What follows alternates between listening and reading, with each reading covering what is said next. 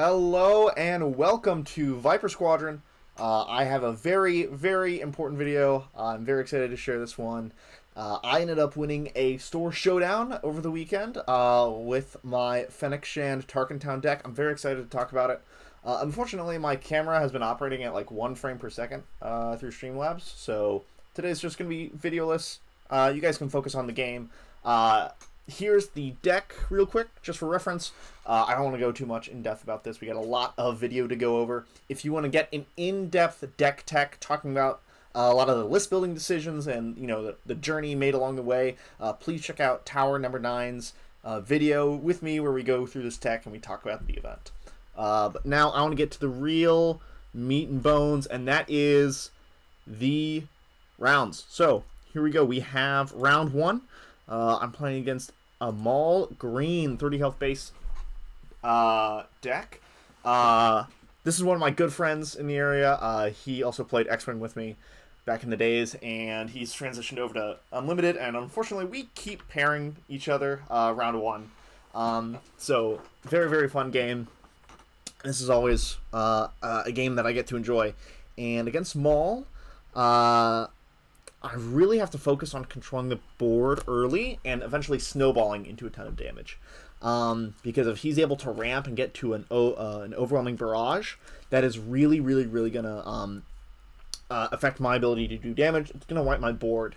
So I've got all these different good options to start. You see an A-Wing, 3PO, Wing Leader. There's Cassian, K2, and Akira in there as well.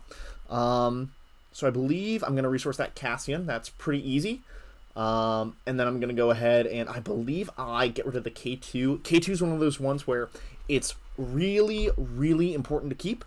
But I definitely need Kira to go call that overwhelming barrage. I need to be able to prevent that board wipe. And that is really, really important.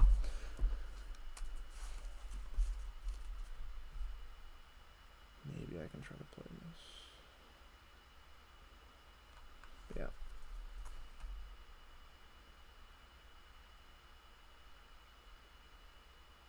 I'm just gonna adjust that real quick. All right, here we go.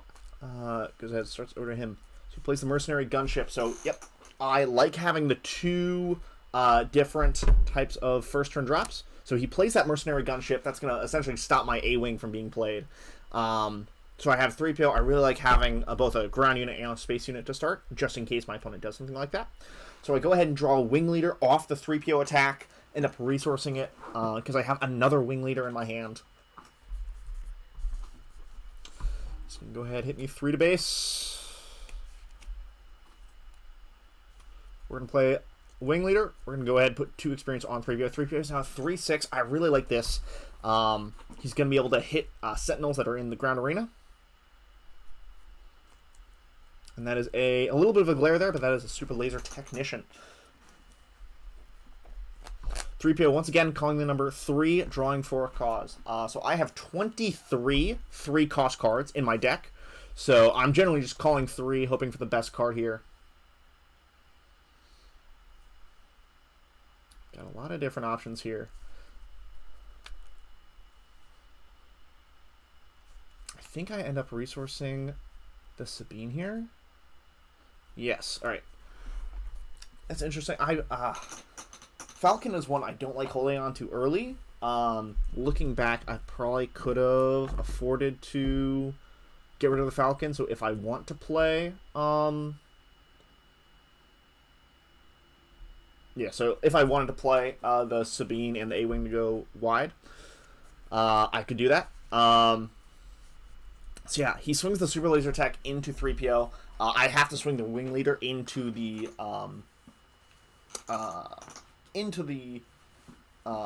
mercenary gunship to stop an overwhelming barrage, and I believe that is a Maul unit.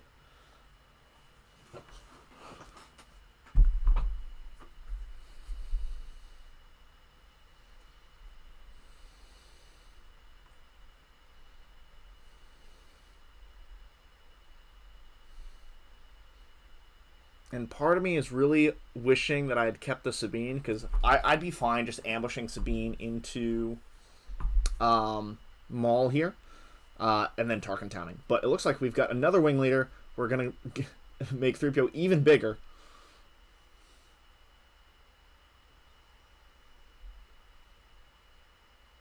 And I struggle to find experience in my old token tray there.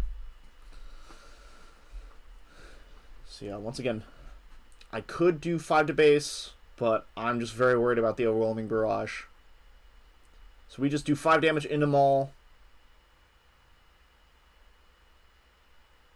We aren't able to draw anything. And then we target town to get rid of him. So if he wants to go ahead and OB, he's got to deploy Maul right away to stop it. So yeah, I'm not getting as much damage directly to base. I've been playing pretty conservative. And this is where I want to be able to Fennec flip, take over the board, stop Maul from having a big play, and then push a lot from there. It looks like I do have Kira to stop an OB. Just going to play a B1 attack platform. That's 5-2. Swings for a lot.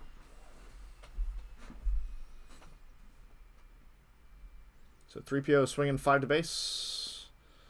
Calling for a cause. Calling number 3, drawing for a cause. So right now my hand is filled with cards. I think that's 3PO's 3rd draw of the game. So he's already done his job. He's going to play another B1 attack platform. That is a lot of power on the board.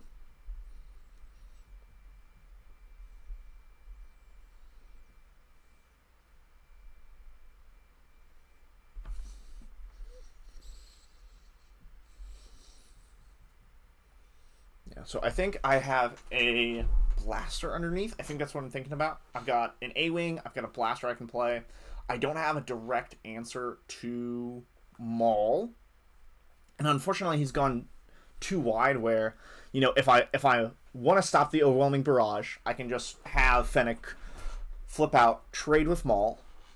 And then I don't have to worry about the overwhelming barrage. But he played 2 units with 5 power. So it's not like I can ambush anything else out there to try to get rid of those units and get rid of those overwhelming barrage targets. So I think I'm going through my head right now, trying to go through the math. I can do a lot more damage to base, and then I have 4 causes and Falcon in my hand. So if I get him close enough, I'm doing the math on whether I can burn him through an overwhelming barrage. If he just plays a OB next turn, wipes my board, can I just play Falcon and then cause to win the game? So here I go for the...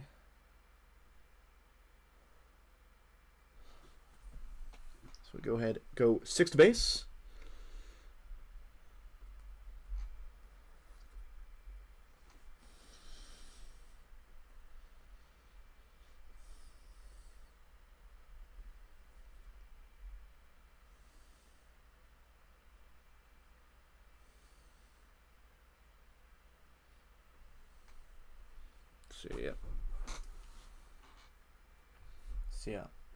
So spoiler alert, he does have the overwhelming barrage. He just claims right away. I go 2 to base, get him up to 16. I play an A-Wing, just as extra filler. So yeah, this is kind of where I want to be, except he doesn't have those all those units on board at the same time.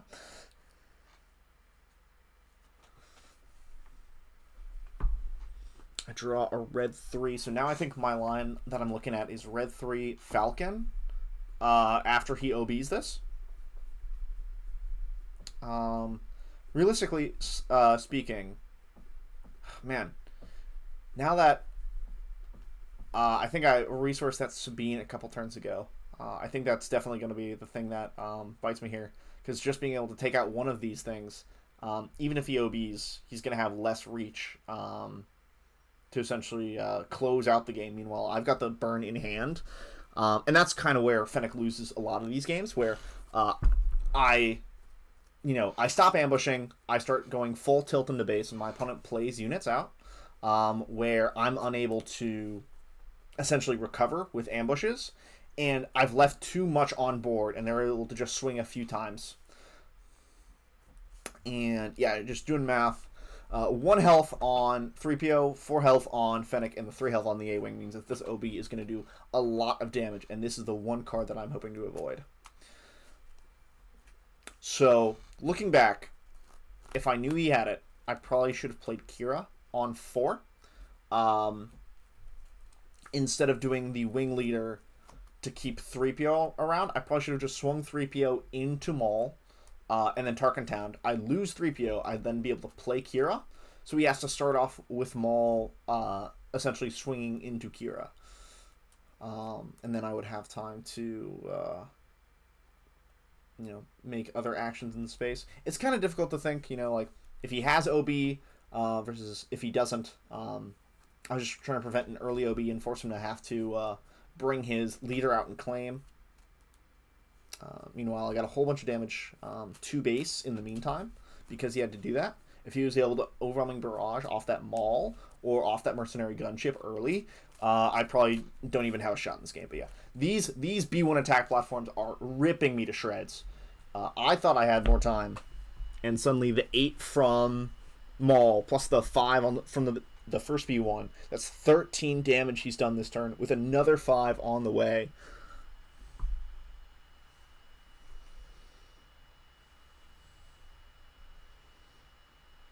So I believe he's at 19 right now.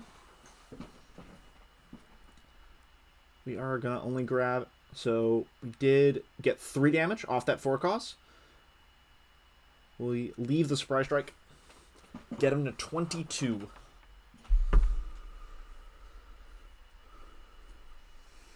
Yeah, but those B1s have put an insane counter, an insane clock on me.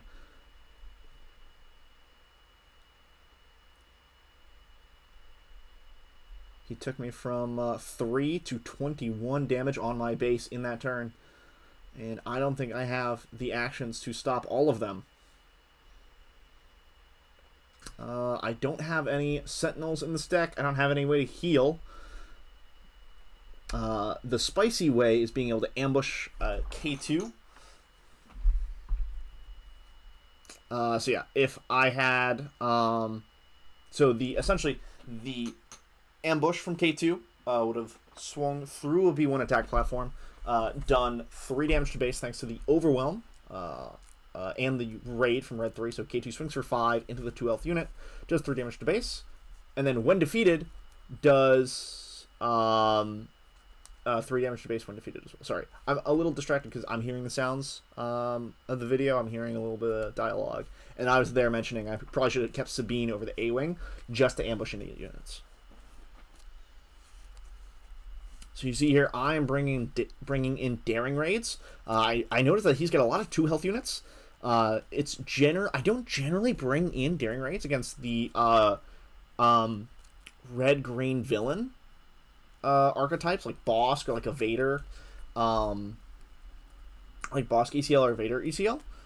It's generally, I like the 4 causes for that extra reach, but he's got a lot of those 2 health units, and I think Daring Raid's going to be able to help me out a little bit. I bring in a Spark as well. You'll see me do bring in Daring Raids and Spark a lot. My main deck is tuned to essentially be as fast as possible, and a lot of my side deck deals with interacting with my opponent. So I'm going to remove a Spare the Target as well. A lot of his units, especially late in the game, have one-plate abilities. So like Raider, Maul unit, the green Maul unit, the Vader unit.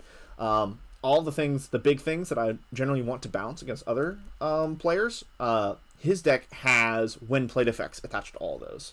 So unless I really, really want to bounce Darth Maul, there's not really a reason to have a good Spare the Target, unless I want to bounce a Super Laser Technician. But at that point, I think I'd rather just try to Spark it out of his hand than try to delay it for a turn. So here we go, going into game 2. Yeah.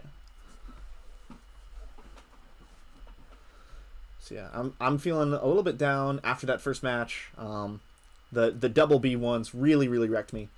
And here I've got a lot of good first turn options. I have A-Wing and I have R2-3PO. I'm going to get rid of Cassian and a Falcon, it looks like. I really don't like keeping the Falcons early. For me, I've got so much value on the low end where I need every resource that I can get. And having to pay 1 for a Falcon often doesn't work out until after the Fennec flip. Once I get to the Fennec flip and I get to 6 resources, then the Falcon's really good as a finisher. And then I've kind of run out of gas, I've run out of cards. I'm okay spending 1 on a Falcon to leave it out.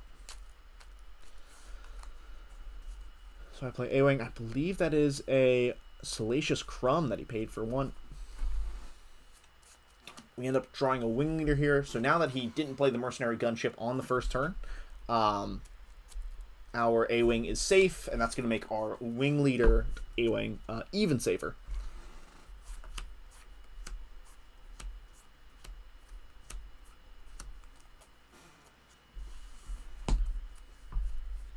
So once again, bringing out that wing leader, making a very big A-Wing.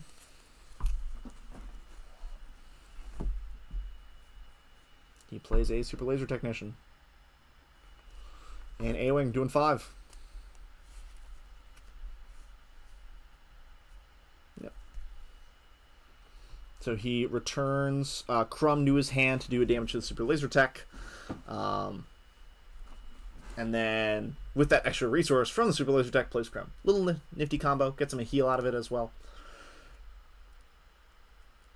So I have R2-3PO combo still open, but I end up ditching that because I really want to ambush a Super Laser, sorry, not a Super Laser, I want to ambush a Fleet Lieutenant into Crumb. So Fleet Lieutenant is essentially the card that pulls together the Rebel combo.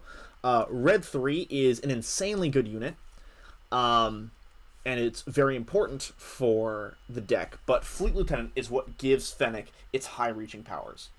So I'm going to use the Fennec ability, ambush Fleet Lieutenant, so I'm going to kill Crumb right away so he can stop healing. And then it also gives another attack, so I'm able to take 2 attacks in a single action, and that's going to give the A-Wing a 7 power attack into base.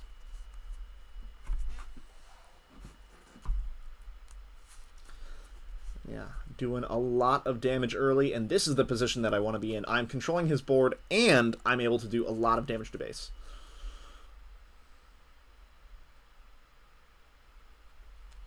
Plays a, I believe that's another B1 attack platform.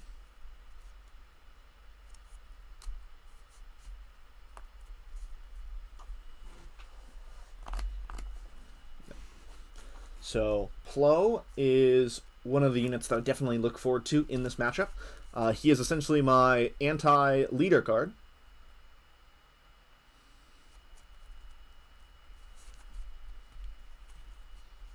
So if you notice there, I was flipping my cards too fast, and I ended up dropping K2 and showing my opponent. And he might have played something that turn, and he chose to claim. So that is really on me. And a note to all of you to have good tournament etiquette. Don't fiddle too hard with your cards. Later on in the tournament, you see me just like putting my cards aside if I'm done thinking. And that's pretty much what in the future I need to practice and work on myself as a goal to not fiddle with the cards as much. Because like, yeah, he could have played a 2-cost card. Could have played a like a Gamorrean Retainer or something. Maybe he plays a mercenary gunship. But I flashed him a K2 that could have been used to ambush directly through the B1 attack platform. So maybe he wanted to keep that B1 around to attack into the Fleet Lieutenant. So yeah, that's just entirely on me. Kind of a boneheaded move. Not sure whether it actually affects his overall decision or not, but showing him, hey, I have a K2 in hand, probably not very smart. A-Wing once again swing for 5 more. So he's at 18 damage on his base. And I think 17 of that has been delivered through the A-Wing. So he's doing a great job. He plays a Ruthless Raider for 6, does 2 to base, and I think he ends up doing 2 to the A-Wing, trying to swing into it later. Yes, he does.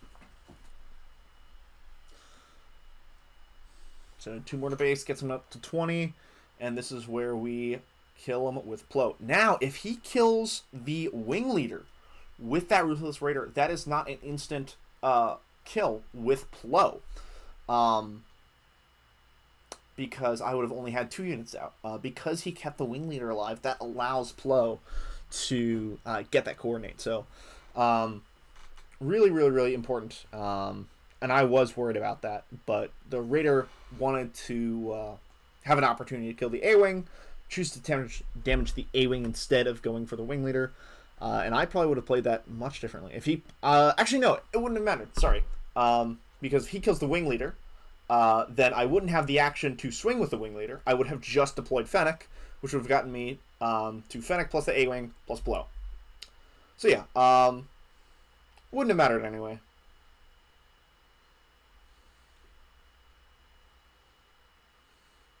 So he overwhelming barrages, wants to kill the A-Wing and the... Yeah, so the A-Wing swings for 5, Fennec swings for 4, could only kill one of them.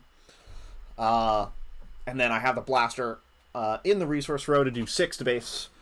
And we go to game 3. Let's see if I can speed this up a little bit.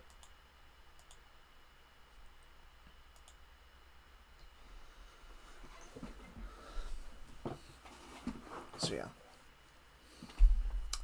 that is not a good hand. No starting play there. Let's see if we get anything.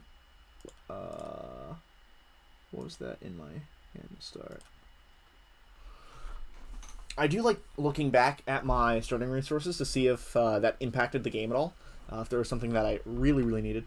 So it looks like that's a hot shot. That's an easy resource. Yeah, and once again, I get rid of the Falcon. I like keeping Cassian around a lot of times. That 5 health booty is really good if I'm able to stick a wing leader or a blaster on him, which I know that I have.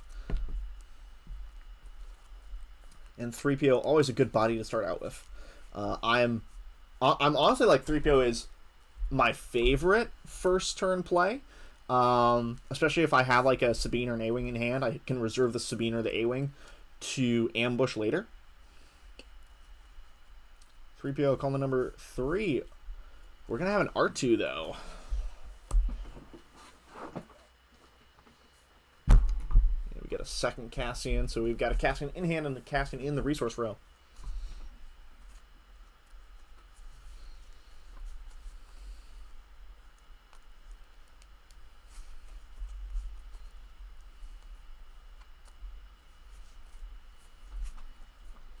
Yeah, we do have a Spark of Rebellion in our hand as well, with some other 1-drops. I really, really like the 1-drops in the addition to this deck.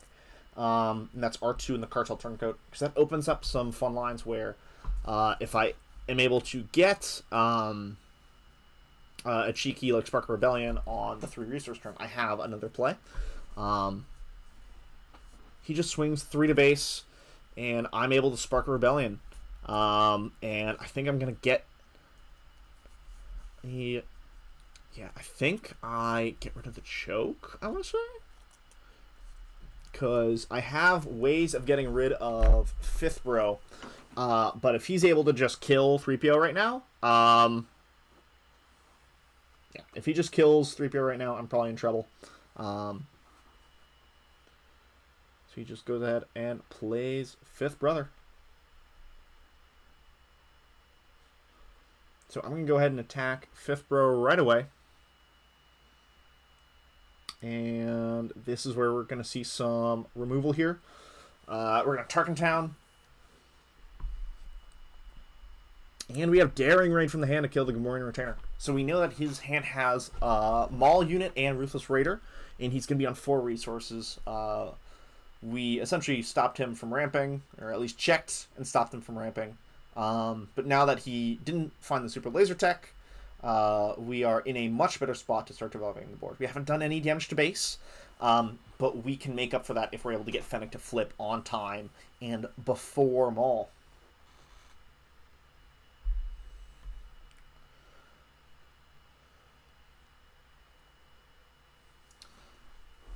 So we just go ahead and play that. Yeah, I think he passed to start.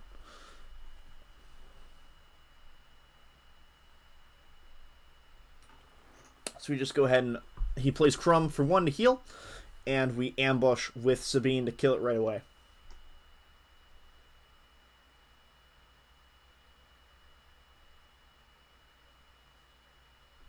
Yeah. So yeah, I did 1 to base, and then Crumb healed it. So now we have R2 and 3PO. I had to do it in the other, or like I had to attack with 3PO first. I ended up drawing the card, which is fine. But I wanted to have all my resources in case he did drop something that I needed to ambush using Cassian. But he's got 5 resources now. I've got 5 resources. He hasn't been able to ramp. So I am in a really good spot. I think he just drops the Maul unit, and then I have an entire turn of actions to figure out what I want to do.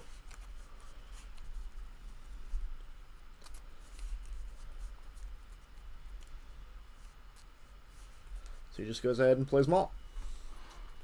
And I'm thinking here I want to get rid of that Maul as quickly as possible. He's got no other actions to do for this turn. I am kind of looking at all the different ambush options I have for my hand without spending as many resources.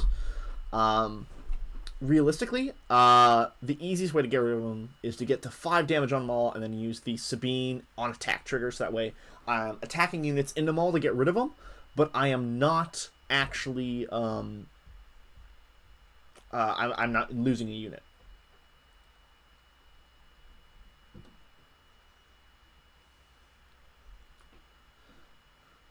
So I pay 4 using Fennec's ability to ambush ambush K2 into Maul for 4 damage.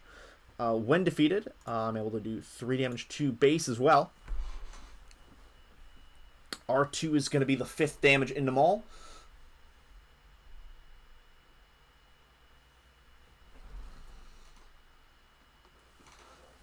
Yep. 3PO is free to attack the base now, and with R2 I'm able to see the card. It's a spare the target. I'm able to draw it.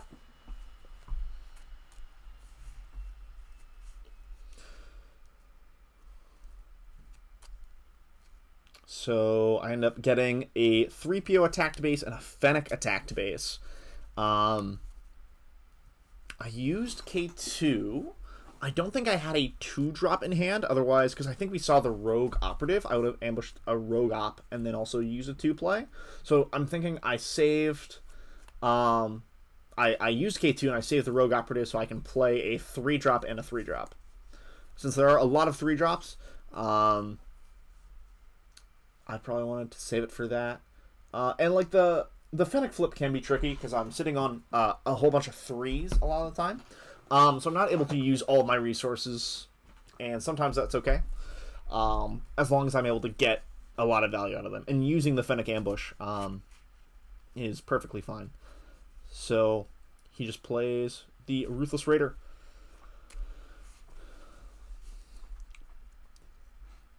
And here we go. We've got the 7th. We have the Fleet Lieutenant ambushing into Maul for 3, and then 3PO also ambushes into. Sorry, not ambushes. Gets the bonus attack into Maul. I'm sorry if I'm going very fast. I should probably slow down. There's just a lot of stuff that I want to get to, and there's a lot of things going through my mind, and I'm trying to explain it as easily as I can. But yeah, so the ambushed Fleet Lieutenant out of hand using Fennec's ability, without having to pay extra for it, means that I can play other units as well for the turn. I get rid of Maul without having to sacrifice Fennec, and now I've got that Rogue Operative and Fennec on board, swinging to base. He has the Ruthless Raider in the sky, and even an Overwhelming Barrage off of that is not going to be able to do it enough to kill both of them. So he just force chokes Fennec. I get the draw. I'll play a Fleet Lieutenant to go 6 to base, get him up to 18. And I feel comfortable racing here, even if he does that Overwhelming Barrage.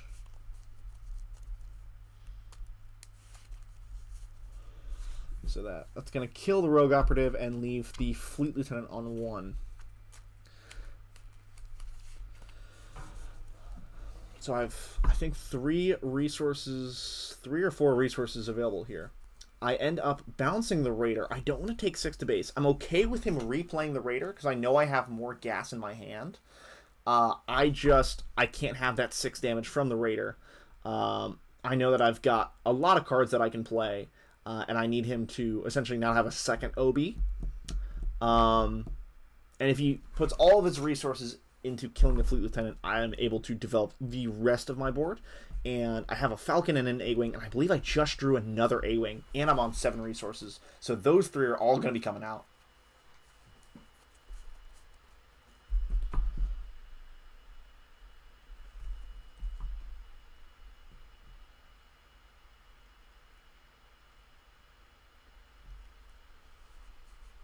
See, he's going up to, it looks like 8 resources.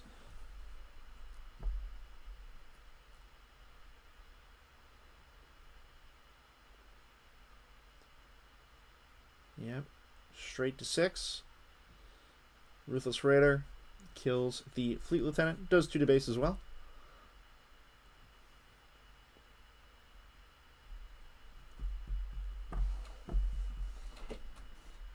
We'll just go ahead and play a Falcon. Start getting that space race on.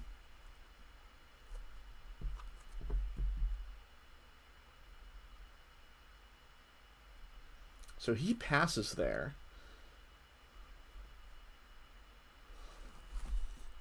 So he ends up passing again. And I actually call this out loud. He has a Merc gunship in his hand. And since I have 4, he doesn't want me to try to buy it off of him. I go ahead and play an A-Wing. I'm perfectly fine because if he plays a gunship, I can play another A-Wing.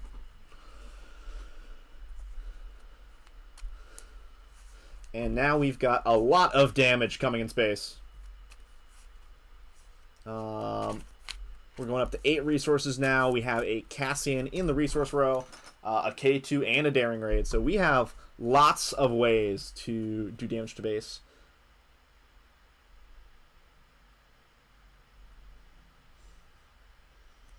So there we go.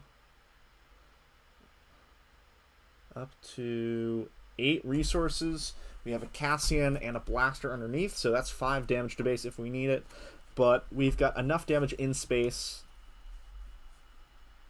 We've got a lot of damage in space.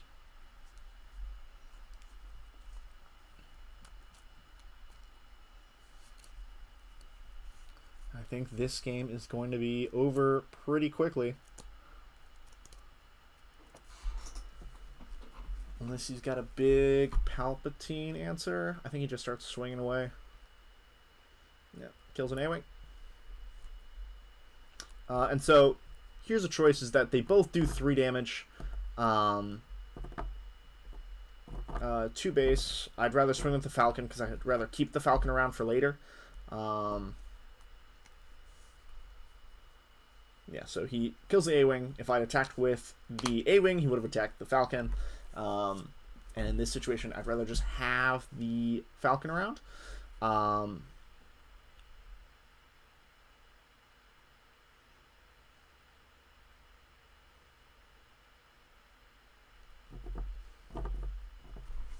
Yeah, so... Yeah, this is where I asked my opponent. I went to replace the smuggle, and I picked up 2 cards, and I only saw the second card in the stack. He's like, just use that card, that's fine. So yeah. I'm not sure what the official answer would be, but that was a quick, I only saw the 1 card, can we just smuggle that? And he was fine with it, and we went along. And it had really no impact on the game.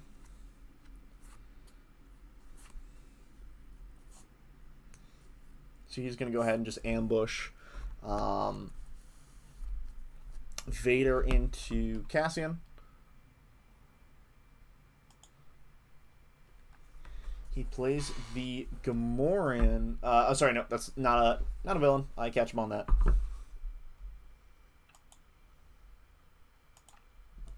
Ends up playing 5th Brother. So he ambushes into Cassian. And now I'm doing the math in my head.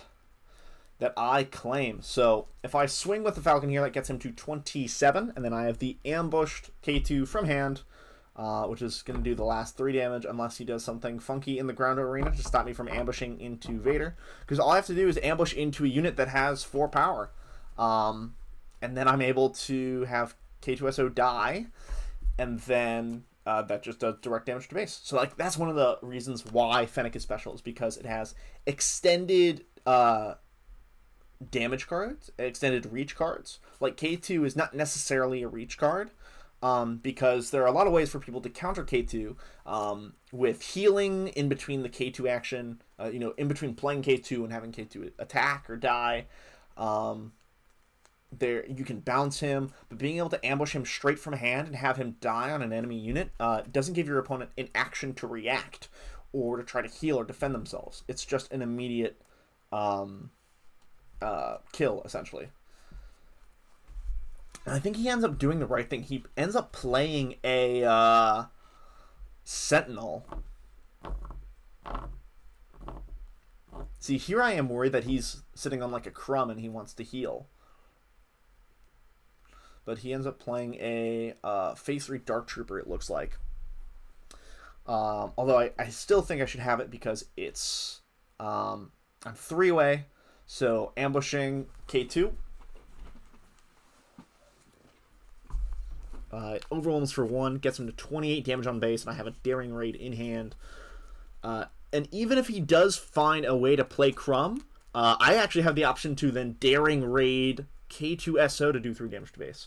And that's something that really, really is important to pay attention to, is when your opponent doesn't want to kill K2, if you have an option to kill K2, you can get around it.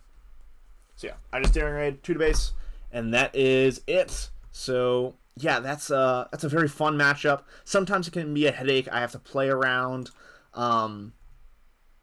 Overwhelming Barrage. I have to spend a lot of time trying to get around Overwhelming Barrage, but if I'm able to dodge that big board wipe, I can continue pushing damage to base over time, because I have a lot of reach cards and a lot of cards that can just go very fast.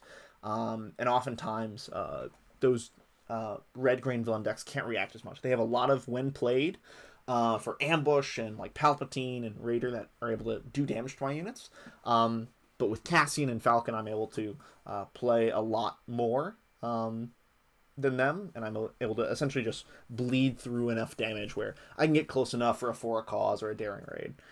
Generally, I like For a Cause in this matchup, but as you saw, I got ran over by those 2 health units in game 1, and I really need to have an answer for it.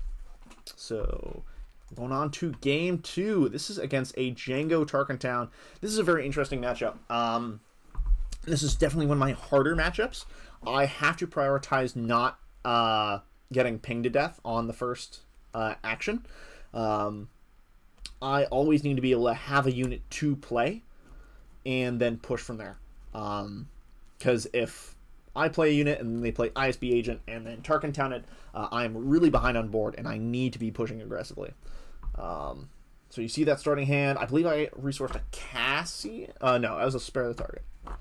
So here I am debating whether I need to aggressively mulligan for 2 1-drops.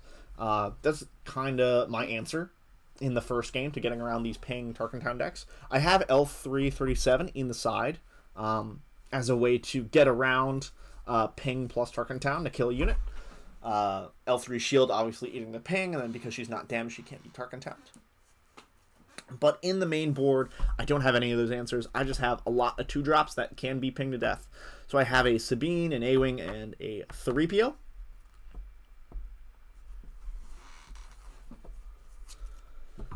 Yeah, I like having a good, healthy mix of those 2-drops. So depending on where he plays into, I can ambush and respond. So I play 3PO. He ends up playing a Rokai gunship. Not often seen a lot in these Django decks, but it's a way to ping more damage. So I resource the Bamboozle there. I think that's got to be a mistake. I'm looking to keep my units, and I'm very concerned about my units.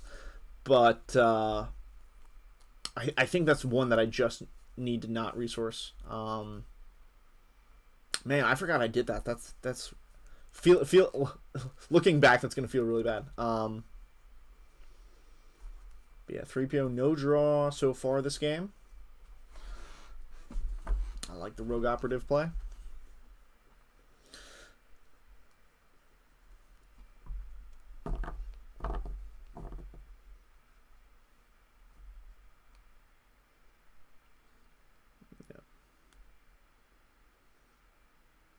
Yep, so here we go. So I think I've got the A-Wing and the Sabine in hand. I'm planning to go wide pretty quickly. I'm just going for the base. So yeah, I am trying to race him out of the gate. Looking at the Rokai, I feel like that's something that I can easily race. Although 3PO, maybe not the best start, but I do like him to try to get some cards, and that helps me go wide against these decks. And there you go. He's going to go ahead and draw red 3.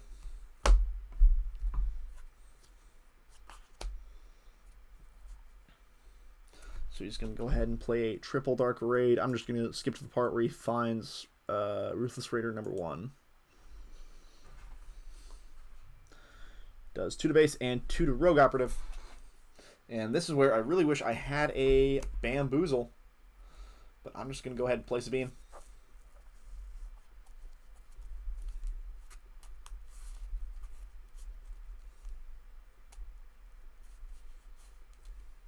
So he does 4 to base. Takes me up to 11.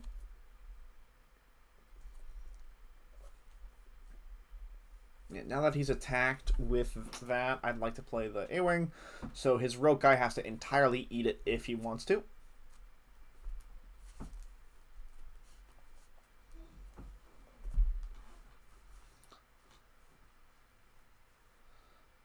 Although, if I remember correctly, I don't think the Rogue guy does all the damage to the A-Wing. So he does 2 damage to the A-Wing, and he chooses to do 1 damage to Sabine with the Rokai when defeated ability, which is honestly kind of smart because right now Sabine is unable to be targeted because I have 3 aspects. Ends up target-towning Sabine, so Ruthless goes back to his hand.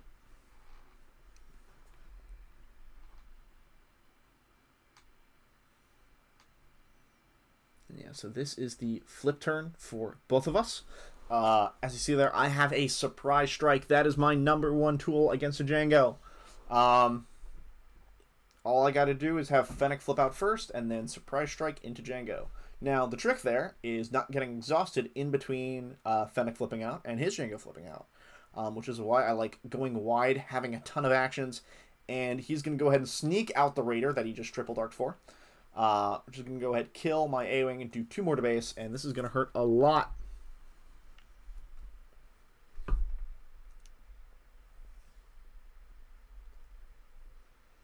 So I am worried about flipping out Fennec and then having her get exhausted by Greedo, so I'm going to just go ahead and take care of that with 3PO. 3PO drawing Cassian, so I'm getting that drawing. Does not hit. So now he's got an action to swing with the Raider. I think he ends up swinging with the Raider. And man, I am sure missing my Bamboozle here because now 3PO has drawn me a ton of cards. I'm sure I've had a yellow card that I can keep around to discard and make that freeze. That way I still have the opportunity to Surprise Strike here. And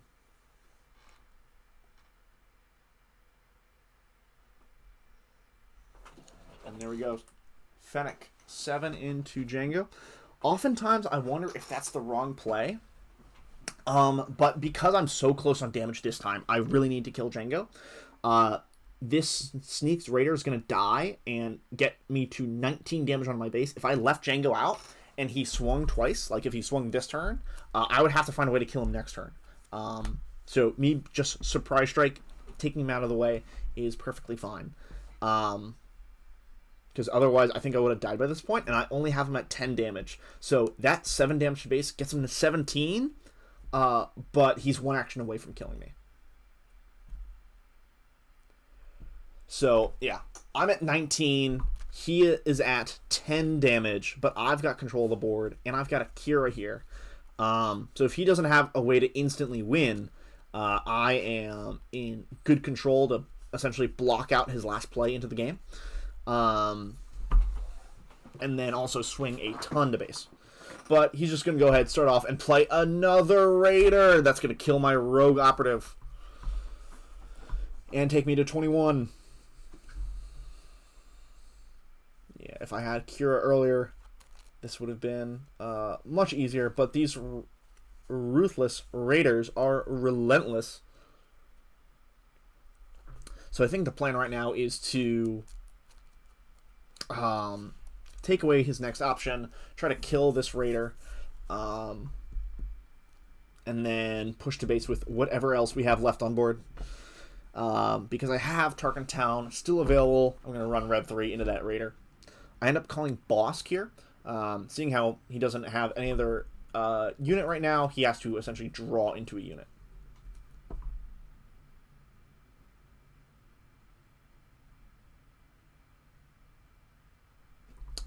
.3PO drawing me for a cause I believe in.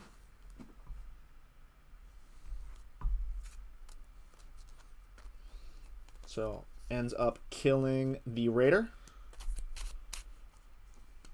So that gets me to 23, and that also kills 3PO. And I believe I only have him at 12 damage, so I need him to not draw anything big right now.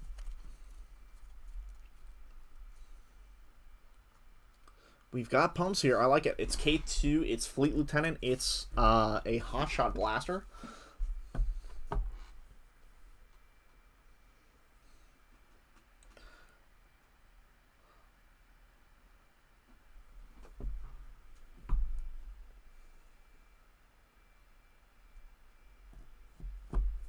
Yeah. So in this instance, I'm trying to think of how I can stack damage to essentially save time.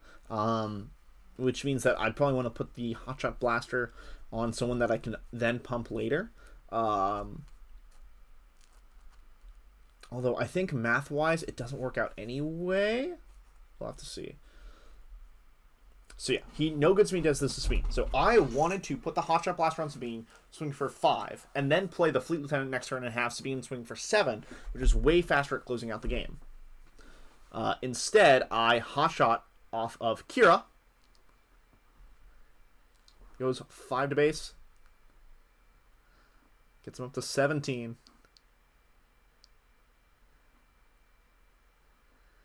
Plays a Rokai gunship. I have to have an answer for that. Otherwise, it's going to just swing to base.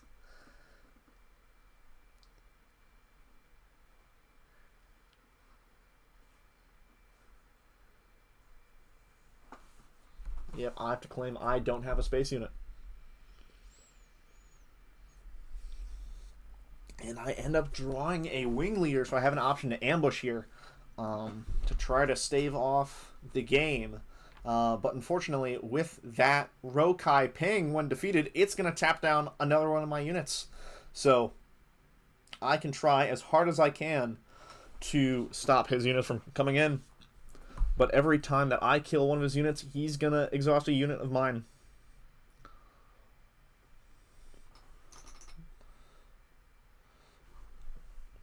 Yep, so once again, he is going to triple Dark Raid, and I don't think I have another answer here.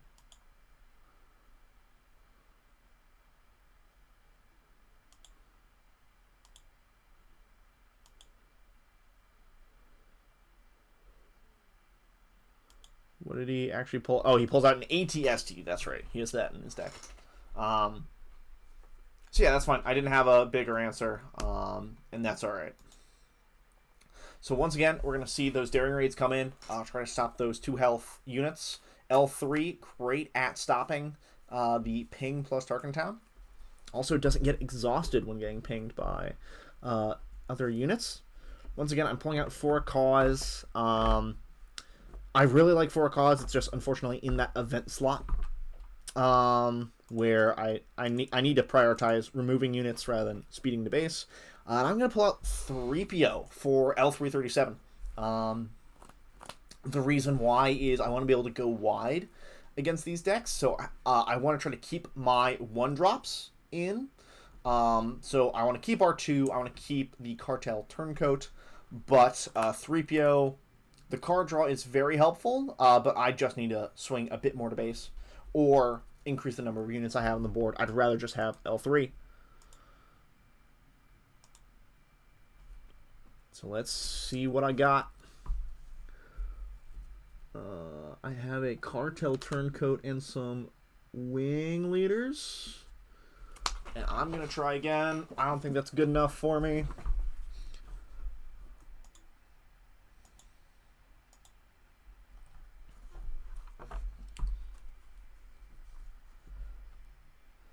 Alright, let's see. I now have some plays. So I do resource the Wing Leader. Sometimes I like building big units. Sometimes I don't. I really should try to, find a definite strategy against this deck. But I like having the 2-drop, the 1-drop, and then the 2-drop to help go wide and make sure that TTown is not taking away all of my actions and options to attack the base. So yeah, he just uses ISB Agent to ping the shield, and now if that were any other unit, he would be able to TTown and kill it right away.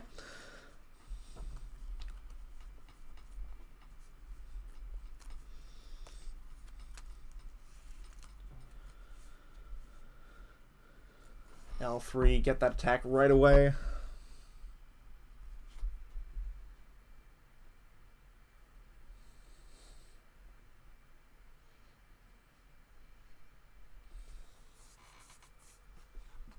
R2, I believe that's a Daring Ray that I saw. Good to see those sideboard cards in the deck. So he's using the Elite P38 Starfighter. Pings R2. One of the reasons why I play R2 first and not Sabine. I'm okay with those units getting pinged away.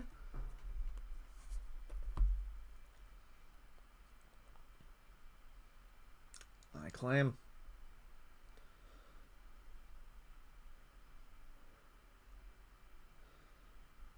So I'm going to get rid of the other L3 from my hand. L3, once again, also smuggles out, so great for later in the game when I'm running out of gas and I need to preserve cards.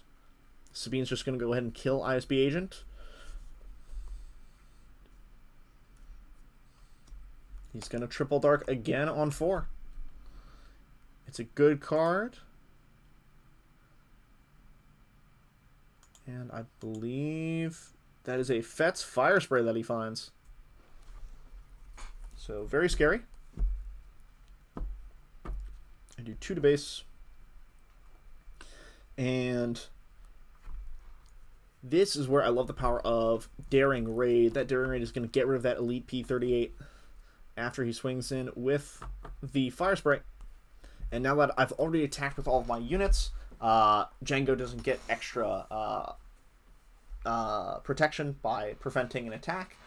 I made sure to swing with my units before killing the P38. It's very important in these matchups to get as every little damage that you can. He's going to ping Sabine. He claims now I play a Rogue Operative, and since he played Triple Dark Raid to get that Fire Spray is going to bounce back to hand, and he's not going to have any units on board. And here I go. I have a Blaster and I have a Blaster in my resource row, a Surprise Strike in my hand. I have many ways to start pushing damage to base. And this is the kind of setup that I want going into the Fennec flip. I want to remove everything. If he plays a Triple Dark Raid on 4, I want to be able to remove every other unit on the board.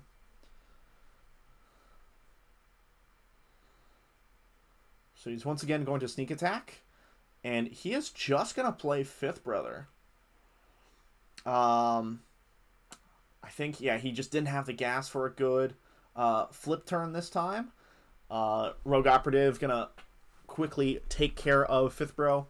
I don't want him attacking and then pinging to kill Sabine. So I believe that's a Lurking TIE Phantom that he played.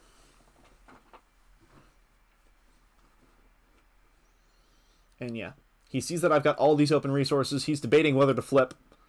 He does end up flipping.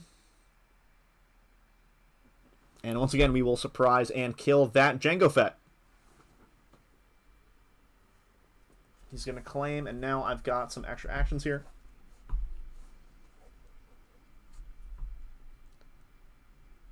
And we're going to go ahead and smuggle out that Hotshot Blaster. We'll go 5 to base with Sabine. I probably should have put it on L3, who is a bit more healthy. But I like putting it on Sabine so that if I get a Fleet Lieutenant, I'm able to push more off a single action. So if I put the Hotshot Blaster on L3, I wouldn't be able to use Fleet Lieutenant to buff L3. I would just only be able to buff Sabine, so I'd be doing 5 off of a Sabine attack.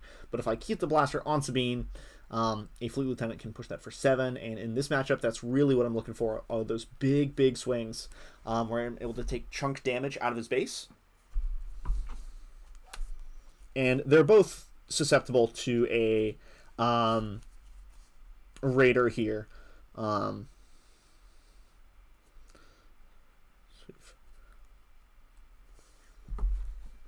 So he uses Boss to kill Rogue Operative.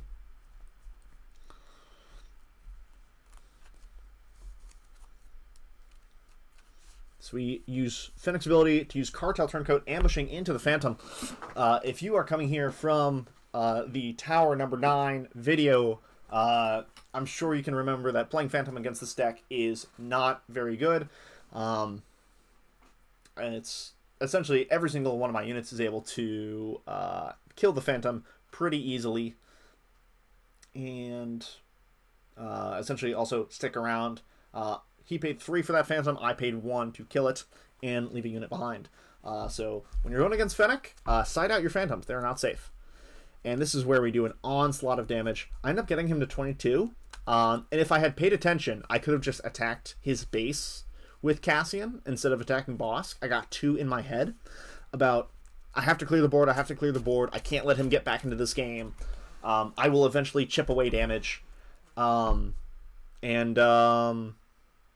Yeah, I was just going too fast for my own good, and if I had done the math, I would have just won right then and there, and I wouldn't have had to go into the next round. I was playing it safe. If I had done the math, I would have been able to win that a turn earlier, and I think that's a good headspace that I need to be in and I need to train in, because there are times where, I'm playing it safe and it doesn't cost me the game, and there are going to be times where I don't do the math. I could have swung for lethal when I was still trying to play the control player.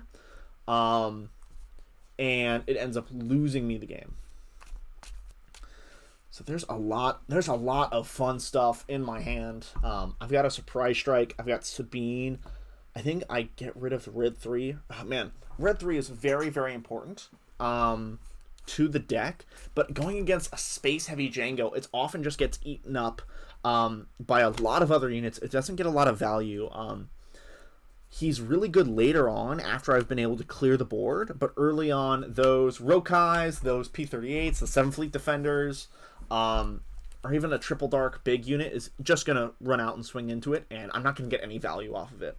So I'm fine resourcing it and trying to get better units later on. Although I think that ends up biting me here.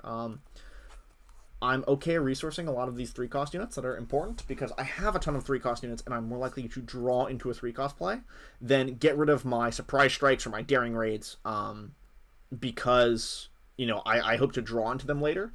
So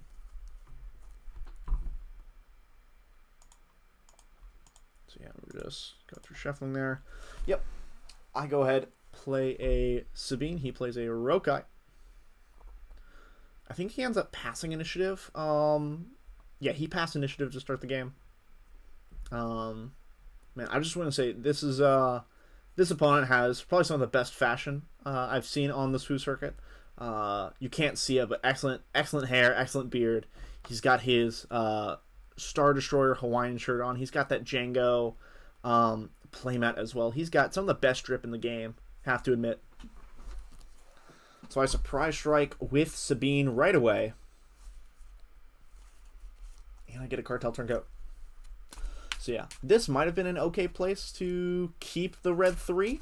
But as you see here, yeah, if I played a red 3 there. It's going to get gobbled up by one of those 2 units on the following turn.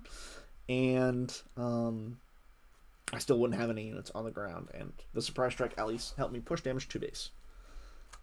So yeah, red 3, very important, but not important in this matchup. Can be strong at sometimes.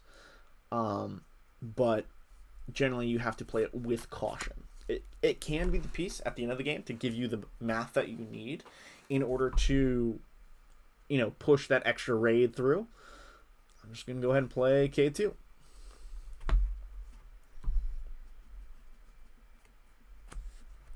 Okay, looks like I've got another surprise strike. Yeah, and we're just going to fast forward to where he triple darks another raider out. No, it is a fire spray this time. It does 5 to base. I thought this was a fire spray. I think it's because he sneaks a raider. Yeah. His triple dark. He runs a lot of 6 costs. I don't know how many ATSTs he plays, but he's hit raiders and fire sprays and ATSTs thus far.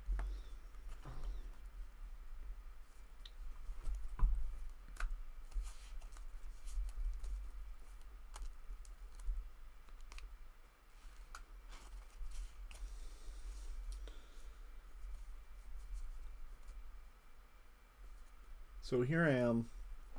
I've got a lot of damage on his base already, and we're gonna add 6 more by using the Hotshot Blaster off K2.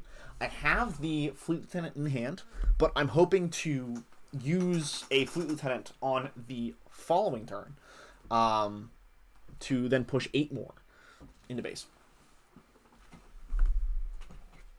And he's doing a lot of damage in space. I go ahead and flip out Fennec.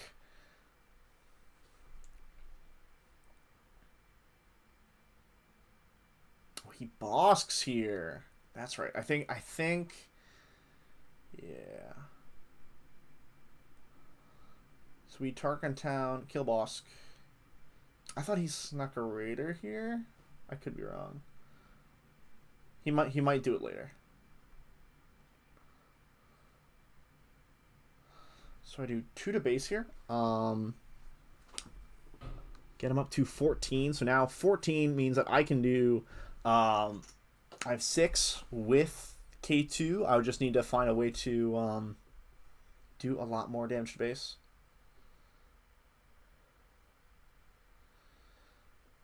Okay, so this is where I want to go through a lot of math. I think if I play it safe, I win this, but I don't think I did. I think I played for like the one big swing.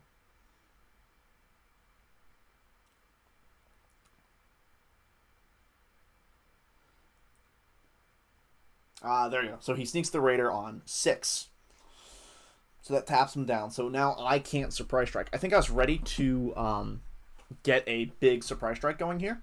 Because a surprise strike would do 9 to base. That would put him up to 23. Because I believe the daring raid put him at 14. And then all I would need to do is kill K2.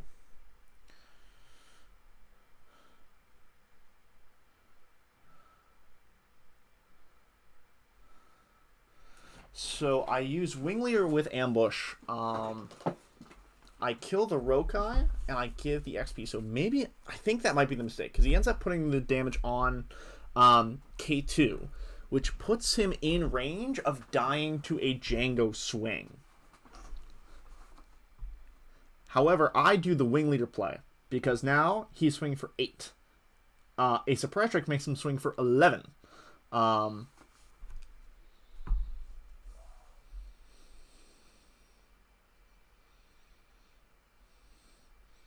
Which would be the game. And I think this was unavoidable anyway, because even if I didn't play the Wing Leader, sorry, if I didn't ambush, I played the Wing Leader, he had the opportunity to run the Rokai into the Wing Leader anyway. So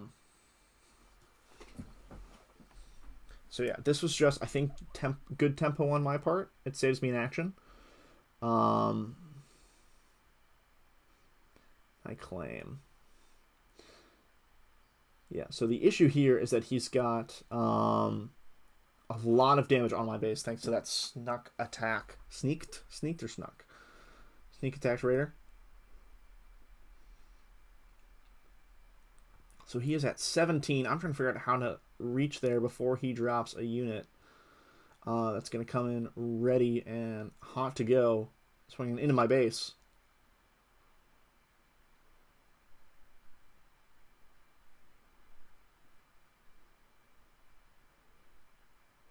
I'm at 19. He's at 17. That Greedo is looking awful scary.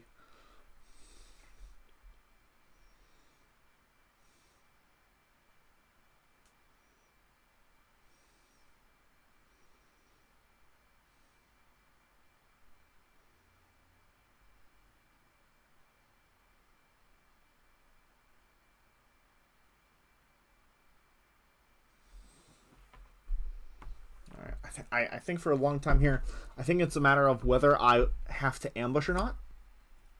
So I ambush the Fleet Lieutenant. So I go 3 to base with R2. And then I have the Fleet Lieutenant ambush and kill Greedo.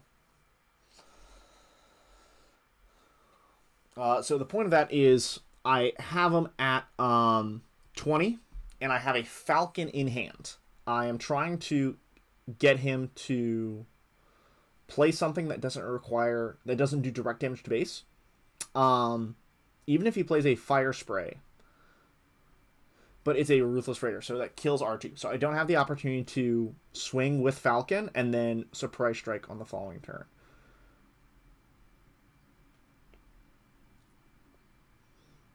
I have to claim because I have no way to stop the Raider from swinging the base.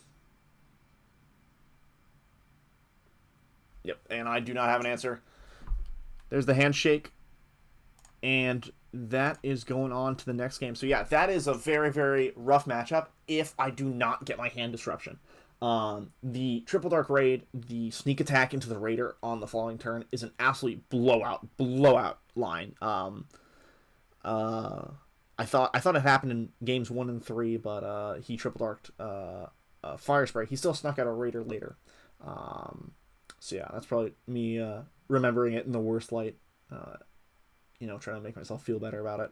But yeah, so that's generally not a good matchup unless I draw very well. The sideboard helps a lot for it. But I have ways around it, and that's not an entirely impossible task to get around. But speaking of impossible tasks, let's talk about this cat TTown. Speaking of impossible, even more, I do not get a first turn play. We mulliganed, and didn't have a first turn play before. Don't have a first turn play now. And I just have to pass. We're probably going to skim through this, because this is not very informative. My opponent here is very good. He's constantly making cuts in the Orlando area. Very, very scary. Very good player. And playing Cad Tarkentown, which is this deck's hardest matchup. Yeah, I pass. He plays the Mercenary Gunship. I claim. Yeah. I'm trying to find a important unit that I can play. A Cassian is really good at, that 5 health. I can play him. He can't get pinged and Tarkentown. My opponent needs to find another way to do damage to him. And I'm just going to take a beating to face here. He's going to play a Boba Fett. He's going to ping. And he uses Tarkentown, and that Rogue Operative is gone. So I get Kira, who is very important. Although, now that I'm 2 units behind on board, this is a real issue.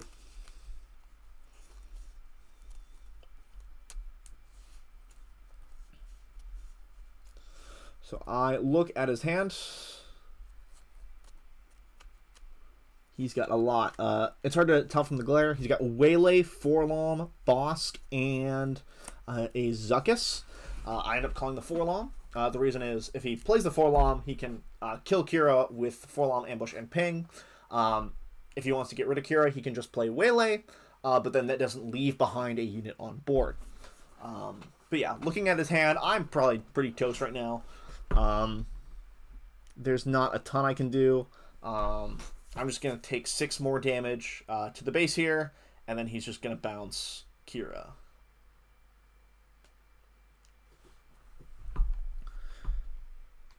And yeah, because I know he's got Forlom and he has Bosk, I can't deploy Fennec here.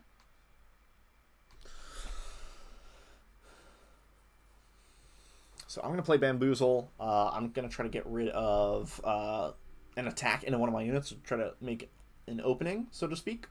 Because I have Falcon in hand. If I just played Falcon, he could have the Mercenary Gunship swing into the Falcon, and then any card he plays pings it.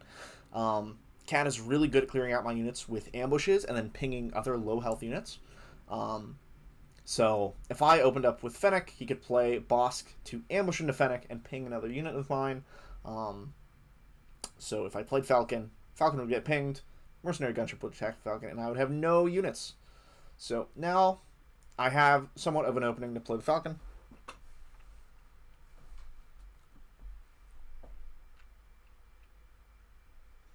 But he's got a lot of toys here.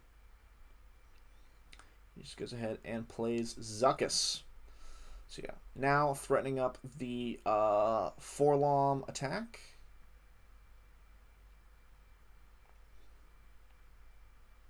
She's got Forlom in hand.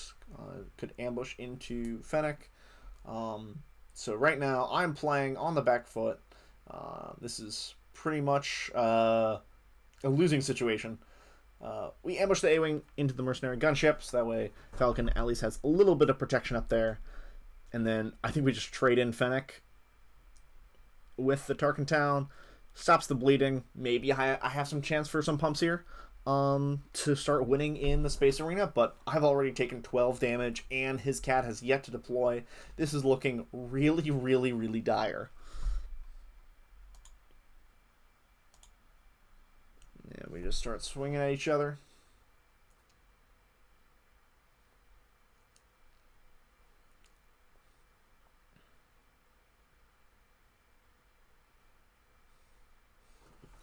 Just going to go ahead and deploy cat. So we go ahead, pay 5, ambush K2 into Cad Bane. That's just primarily there to start working on getting rid of Cad. And now I have a body who can soak up ping damage, so that way it's not going to the Falcon. If K2 dies, that's just damage to base, and I'm perfectly okay with that.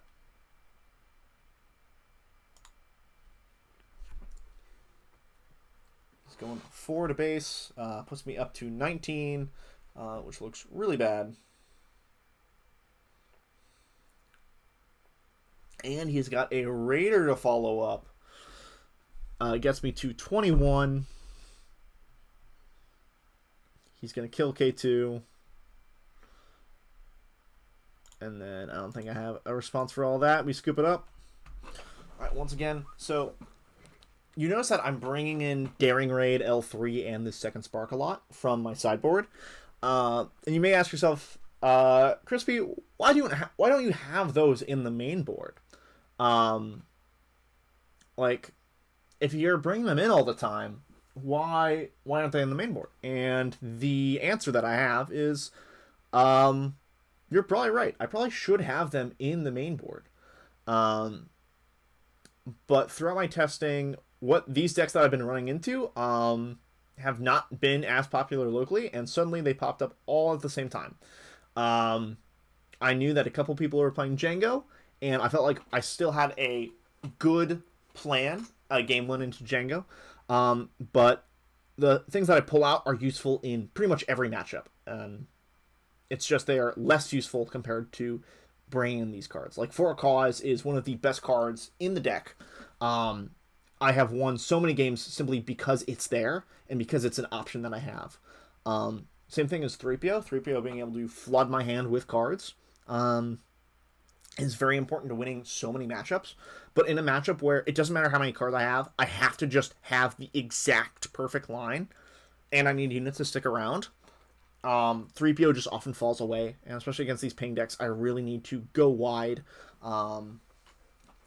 And the one drops I can't afford to lose, A-Wing and Sabine. Obviously, like, just absolute stalwarts in their arena. 3PO is just, he just happens to be the one that has the worst reason to keep around. But I don't like L3 in the main deck specifically because I'm trying to slim down on my Rebels. I'm trying to keep that Rebel synergy alive. I love 3PO as a first turn drop, and do everything that isn't a ping Tarkin Town. He's a great wing leader body. I can even hotshot blaster off of him to get things moving. And he's just really good. I have a lot of threes, specifically around 3PO. So I think he's very important to the deck, and I think he deserves a spot in the main board. Like I said before, For a Cause and Daring Raid sort of fall in the same slot of competition for those events. And it's just, I prefer For a Cause. The reach just in so many different scenarios works out way better than a single Daring Raid. But in these matchups where I have to be really, really consistent on killing these low health units, the Daring Raid is important. And same thing for Spark Rebellion. I have 1 Spark in the main and 2 Bamboozles and 2 Spare the Targets. So that's sort of my interaction with the opponent.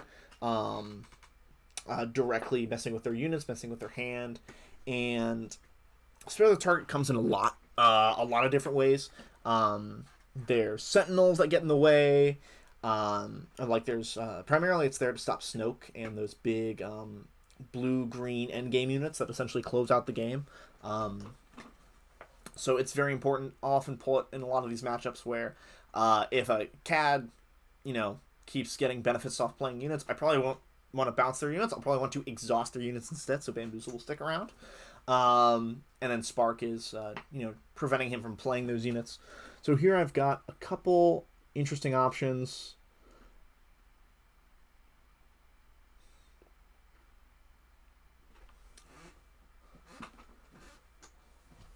So I have Sabine.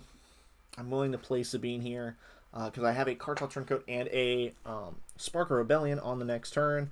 Although that's going to be an issue because he played into the space marine. If he played any other ground unit, the Spark to prevent a play into space, followed by the Cartel Turncoat, means the Cartel Turncoat might stick around for a little while. But because he played a mercenary gunship, that Cartel Turncoat is going absolutely nowhere.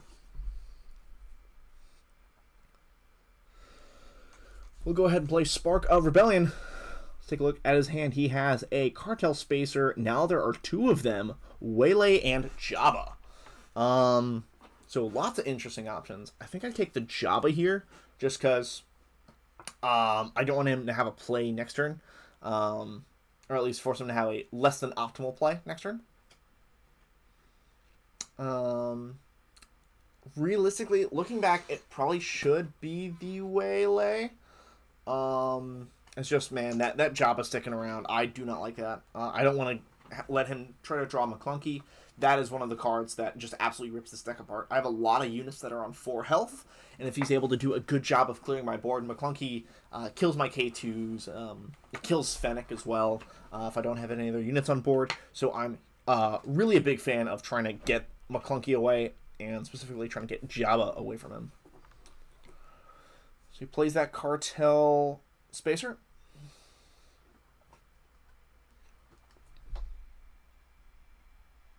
I'm looking at my options. I think I've got a Fistful of K2s. I have an L3, and that's a Bamboozle. So I think I'm just trying to play back-to-back K2s here, even if it gets waylaid. But yeah.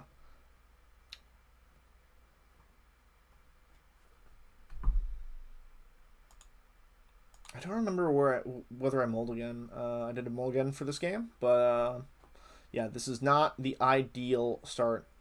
I just pay 4 for K2 after trading the Cartel Turncoat. Yeah.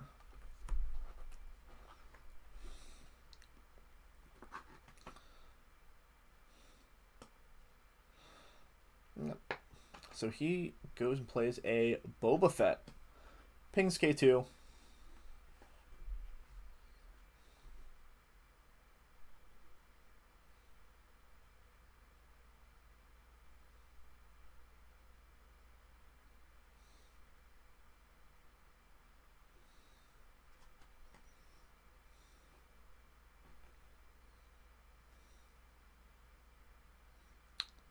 see what I can find. So it looks like I got a hot shot down there. So I deploy right away. So the reason I deploy is he's got lots of options to kill K2 or to bounce K2. Yeah, he just goes ahead and plays Bosk, ambushes into Fennec, pings K2. If I had any way to attack with K2 there, Boba Fett would have just done a clean kill on my K2. Yeah. I had Bamboozle in hand. I could have just played Bamboozle to get rid of to exhaust Boba, but he probably just plays Bosk into K2 anyway to kill him. And then Fennec is not in a better position.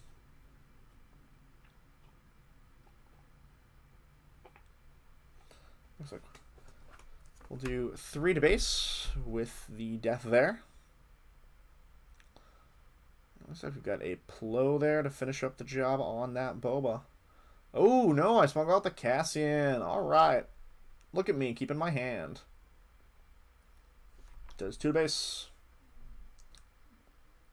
And I do 3 to base there. I'm wondering if I should have tried to swing into the Boba. Because right now he is kind of holding me hostage. But I like 3 damage to base. Tries to keep me at least on pace with my opponent. I have 7 damage to my base. He has 6 to his. Yeah. I'm looking to get rid of that Bamboozle. Because I think I've got a lot of cards. I did draw a Wing Leader, which is really good. At least keeping my units big. It's not like Django where if I build a big unit, he can exhaust it forever. If I build a big unit and I get it beyond ping range and ambush range, I can start pushing a lot of damage. But I don't think he's going to let me keep that. He's just going to play a Forlom and kill him right away.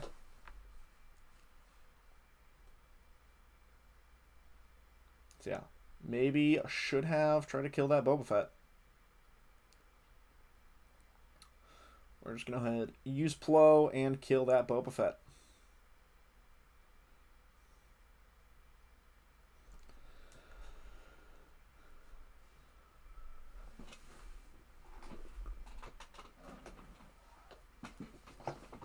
Go ahead and claim there. He's going to flip out.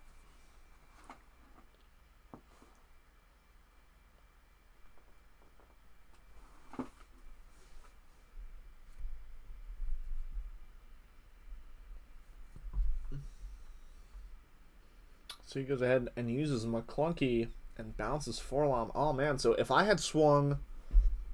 No, who's going to bounce? Yeah, I bounced Forlom. So if I had bounced... if I had used Cassian to swing into Boba, then Boba would be dead. And then Forlom would attack Cassian. I would have Plo ambush Forlom, and then his only McClunky target would be Cartel Turncoat, and he wouldn't have a Forlom again. So I got too greedy, trying to go to base, trying to think that I would ambush and I would kill that Boba later with an ambush. I should have just killed him because now he's got an extra unit on board, and then he has a Forlom in his hand instead of a Cartel Spacer. Yeah, all that for 3 damage on his space. I don't think that was worth it. I think we just play the K2.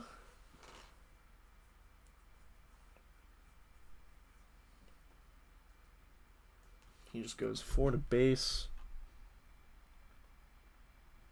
And we play Sad Fleet Lieutenant. He does more to base. Goes ahead and waylays K2 to my hand. And there's no way that I can recover from that.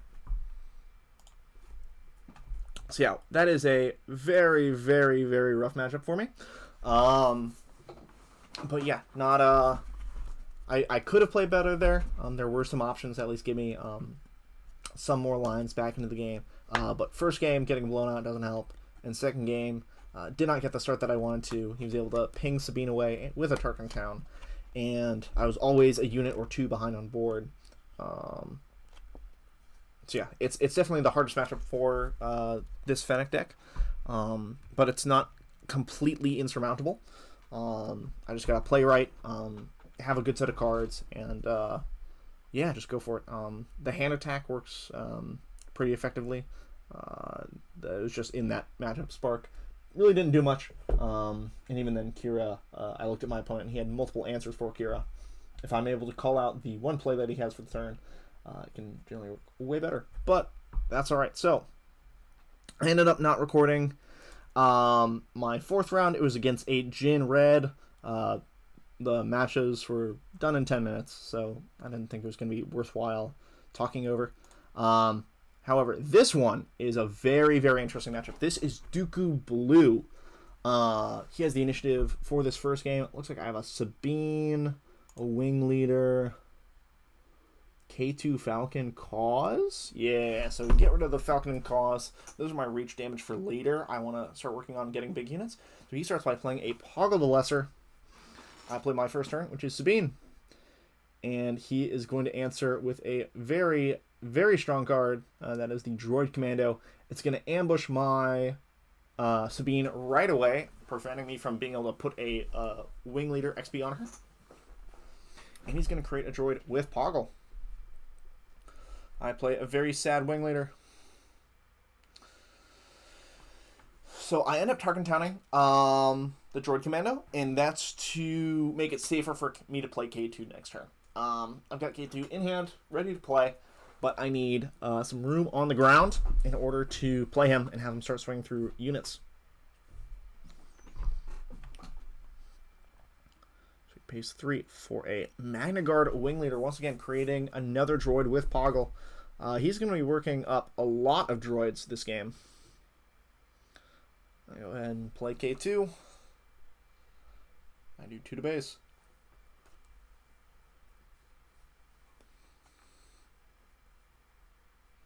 So I think that was the second Kira that I found. I went ahead and resourced the other one.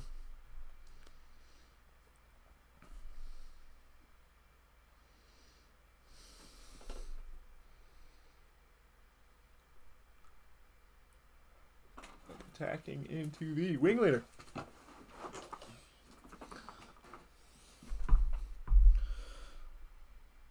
So we're going to use Fennec to play Kira with ambush. Take a look at his hand. He's got a lot of fun cards. He's got Power of the Dark Side, Perilous Position, Vigilance, and Ki-Adi Mundi. I will say, I've been working and trying to build in Dooku Blue for a little bit, and my opponent was very kind, very nice to talk about list building with Dooku Blue afterwards. He's very, very smart list builder. And there's a lot of things that I'm interested in checking out. He's going to go ahead and play Ki-Adi Mundi, create more droids, and he's got that Coordinate.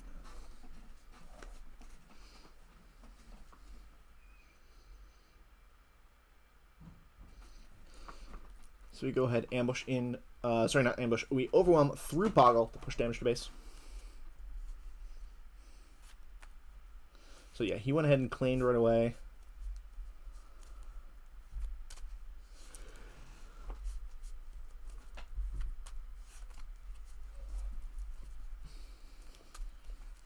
So we're going into 6 resources. I know he has that Vigilance.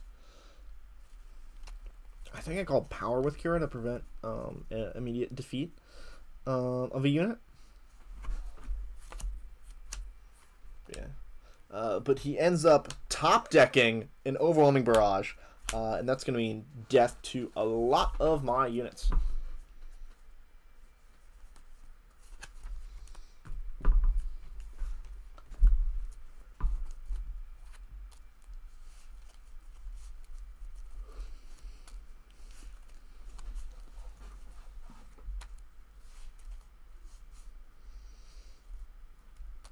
So we end up pulling out a Hotshot Blaster. I don't have much in my hand to develop the board, so I just need to start pushing a bunch of damage to base while I can.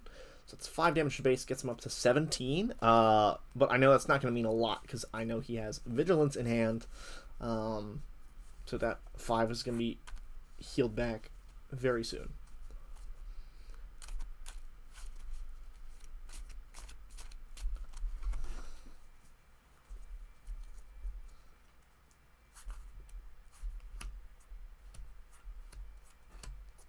I'm going to go ahead and play For a Cause I Believe In.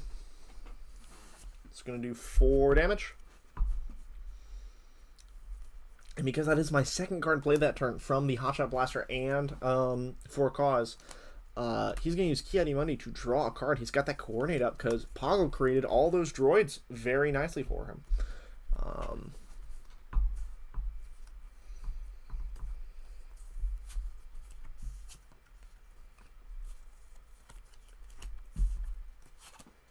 And now he's cleared out my board.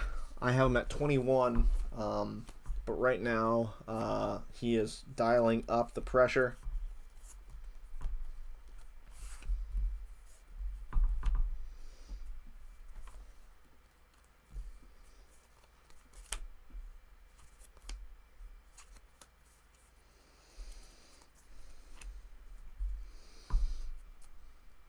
Yeah, so I think, did I just draw Spark? Why didn't I play Spark here? I know he has Vigilance.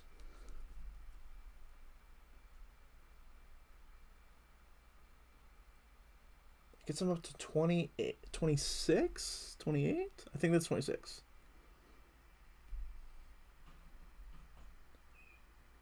Oh, I think no, okay, that's a Bamboozle, not a Spark. Gotcha. Okay, makes sense. I'm like, man, if that was a Spark and I could have chosen to get rid of his Vigilance, I would have been very upset with myself. So he ends up healing 5 and putting a shield on Dooku. Takes him down to 21.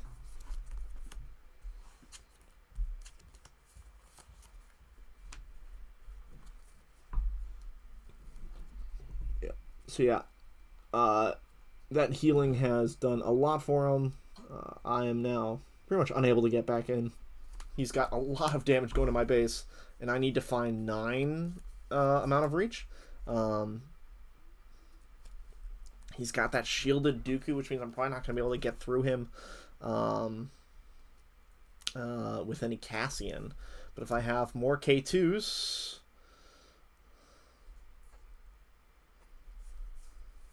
and I believe that is my 3rd K2. So we're able to get him up to 24 with an ambush through a droid.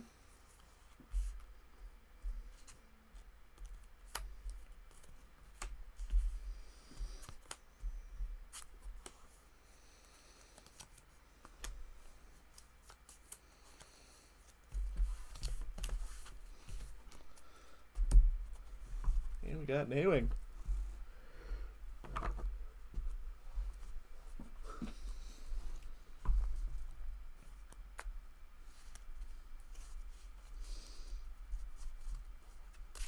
Yeah, so I'm at 15. He's at 24. If he swings twice with Dooku, I am dead. He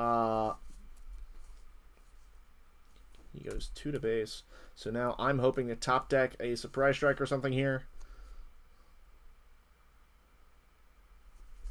Nope, never mind. I pay 1 for R2. Why would I not just claim there?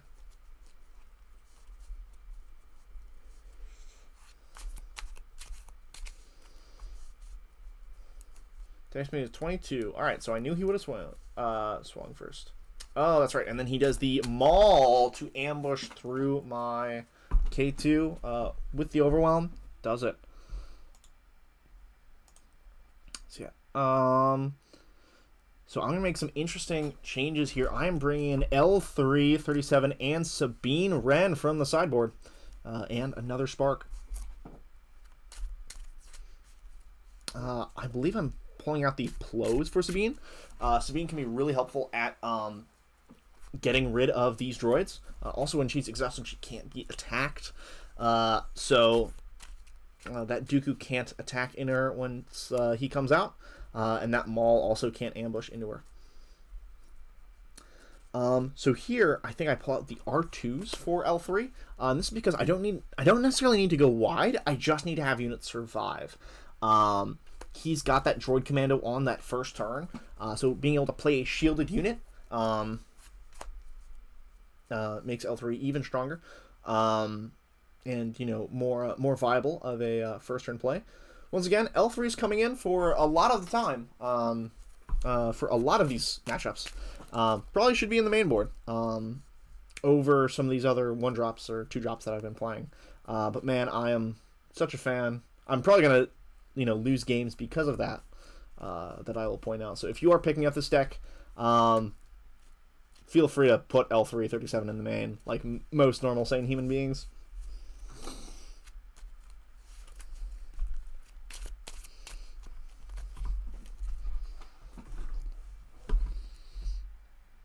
Skip through the shuffling. So there we go. I just want to point this out. This is kind of a really good draw. That's all 3 A-Wings in red 3. And a Cartel Turncoat in there. That is an insane draw. And a Cassian to save for later. Our job is just to completely avoid him. And so I think I ended up resourcing one of these A-Wings because I want to have that one resource available in case I just need to throw out a unit. I like the line of playing an A-Wing and then playing red 3. But then if he tries to play a Madguard Wing Leader into that, I would want to ambush an A-Wing for 3. And then I'd have 1 resource left over. And that would be used for the Cartel Turncoat. So that is my line Y. Dooku Blue has not too many units in space. It's often the Confederate Courier, the Madguard Wing Leader, and the Devastating Gunship until you get to their capital ships. So being able to have an answer for that Madguard, which is an ambushed A-Wing with the raid from red 3, that's super strong. And then because he played on 3, I'd be ambushing on 4. I'd want to have 1 additional resource left over, and that would be used for the Cartel Turncoat. So yeah, that's just a little bit of my reasoning for that particular resource, even though it may look strange.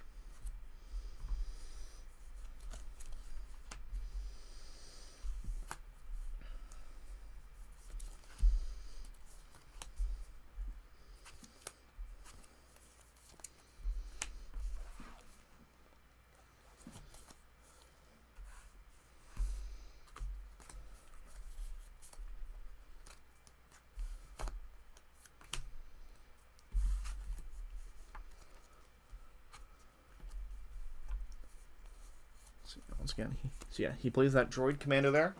So I am able to successfully lane dodge, and now I've got a bunch of damage going on up in the space arena.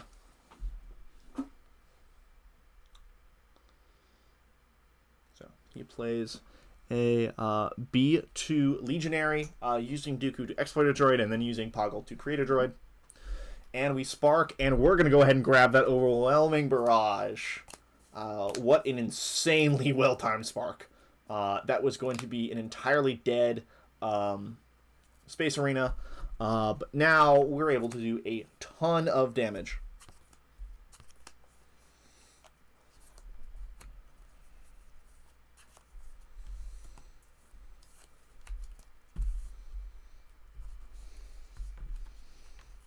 So we get the spark and the A-Wing. And now, unless he's able to grab another Overwhelming Barrage, I'm going to finish this game pretty quickly in the space arena. So he just powers, gets rid of an A-Wing. It's perfectly fine.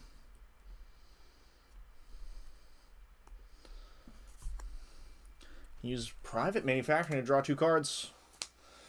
And we're just going to put a bunch of damage in space. Gets him up to 18 in space, and we are not done. I believe we have a Millennium Falcon.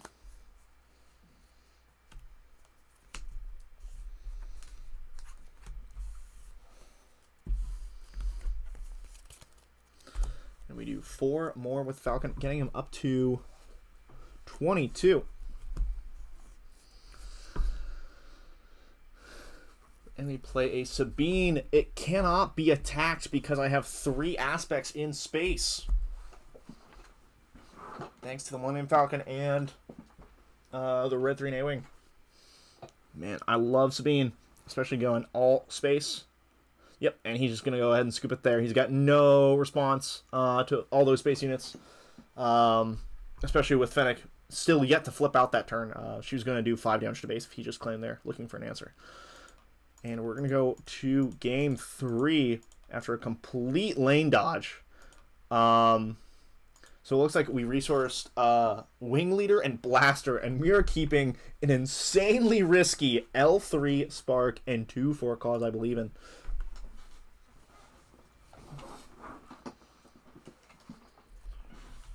Now L3 I like here.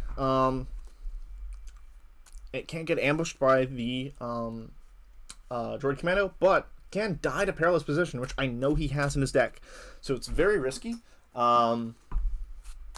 But with the double 4-Cause, being able to have that reach, especially in a game like this where he's going to be healing, and I just need to be able to squeeze damage in wherever I can, especially if it doesn't require units on board, because that Vigilance being able to do a kill and a heal is very powerful. And damage straight to base, I hear, is pretty good.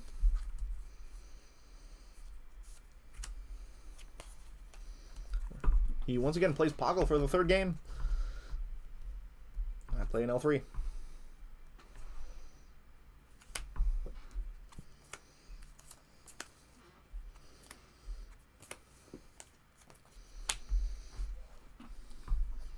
So he goes ahead, plays a Magna Guard Wing Leader, uses Poggle to create a droid. And I don't think we draw another good unit to play here. I think we're just blastering, and we're just going... Blasting, I think is the word. We blaster. I think we go for the base here. See, I like the shield. It gives L3 some protection. Although, getting rid of Poggle is very tempting. I was looking all throughout these games to find a good ambush unit into Poggle. Normally, Rogue Operative is the guy. On 4 resources, he just whips out and kills Poggle pretty quick. Plays a Super Laser Technician. He's going to create some more droids.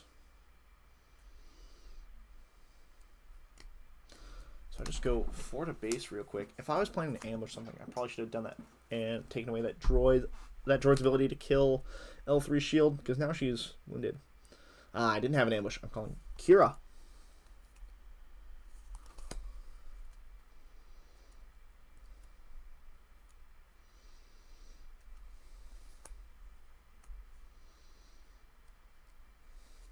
So he has a Count Dooku unit, a Droid Commando, and Overwhelming Barrage. I think I end up calling the...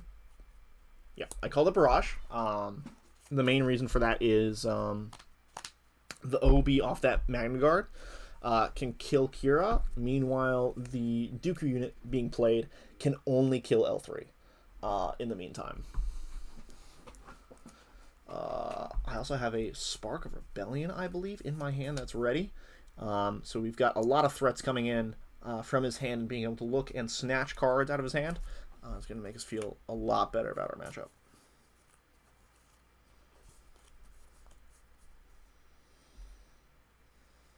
And we're going to Spark right away. So he drew another Overwhelming Barrage. We're going to go ahead and take that Count Dooku, and now his only play for the turn, unless he can somehow kill Kira, is going to be that Droid Commando. And he does not have the power on base to do that right now. So he just does 1 to Kira. Kira swings 3 to base. And he's going to just use the Droid Commando to trade, because all he's got in his hand right now is Overwhelming Barrage. He needs that Kira off the board.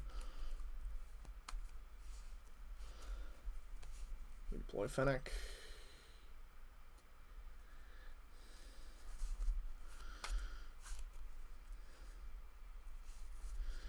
And we get a Falcon out there as well.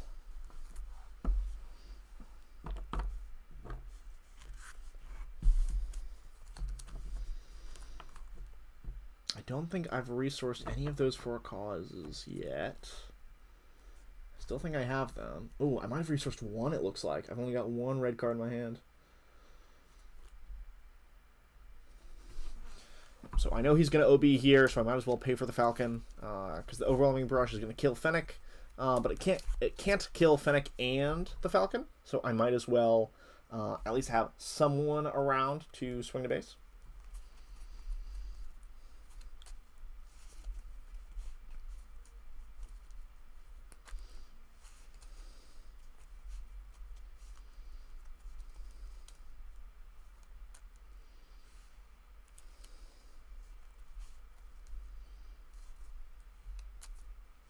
So he kills Fennec and does 1 damage to the Falcon. We surprise strike 6 to base. Gets him up to 24. And now with our 3 remaining resources, we are going to, for a cause I believe in, we're going to take a look at top 4 cards. We see 2 A-Wings and 2 K2SOs, and we're just going to put those K2s right on top. He puts a top target on the Millennium Falcon, and he's going to kill it. And he's going to get his 6 damage back that he took. So he's down to 22. So now we're going to see some incredible heads-up plays here from my opponent. Right now, he knows that I have the opportunity to ambush K2SO through that droid, which would do 3 damage to base, and then he would still have to deal with the K2 that is on the board, which is, if he kills it, another 3 damage to base. So I'm going to Spark. I'm going to try to get rid of that healing, and we're going to take away the Vigilance. And he has 1 card in hand, and that's an Overwhelming Barrage. And he is going to do an insane play that I was hoping he wouldn't notice. But he is a very, very, very smart player. And he is going to, let's see it.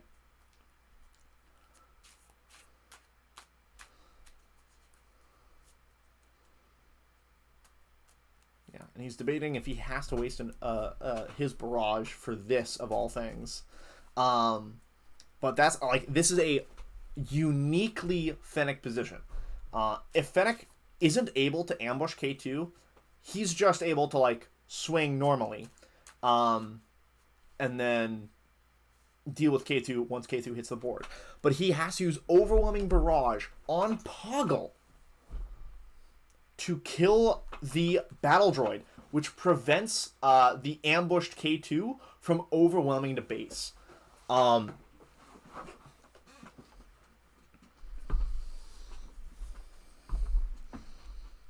Yeah, that is an insane heads-up play. Now, so I'm sitting here doing the math on whether he can swing to my base fast enough with that additional stall. I believe I'm going to Tarkin Town the Mana Guard here. Let me just... I sit for a moment doing math in my head. I'm just going to try to... Yep, so I go ahead, Tarkin Town the Mana Guard Wing Leader. He's going to do 3 to base. Get me up to 10. And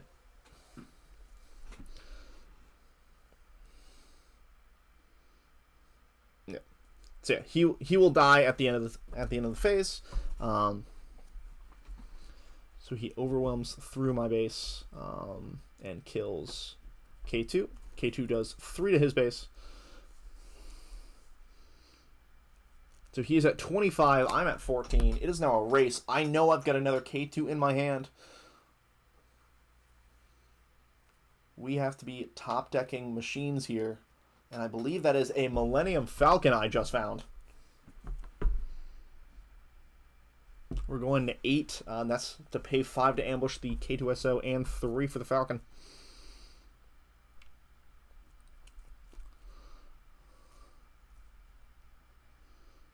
So yeah, just ambushing into Count Dooku, dying, and then doing 3 to base.